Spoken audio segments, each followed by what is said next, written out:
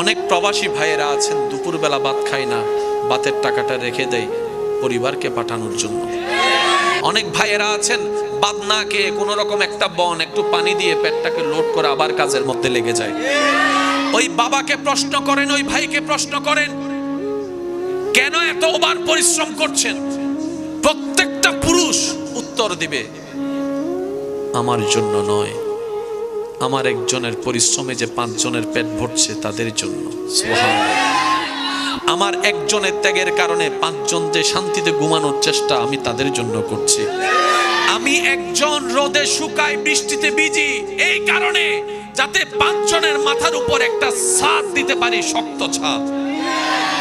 আমি একজন পরিশ্রম করি, আমার শরীর, আমিও তো একটা মানুষ, আমারও তো শরীরের একটা রথের পাওয়ার আছে, একটা লিমিটেশন আছে।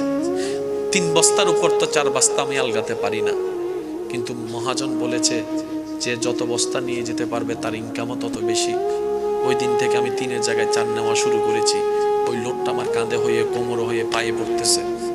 আমি জানি আমার ডিউ কমে যাবে, তারপর আমি সব ত্যাগ দিচ্ছি শুধু পরিবারের মুখে একটু হাসি ফুটানোর জন্য।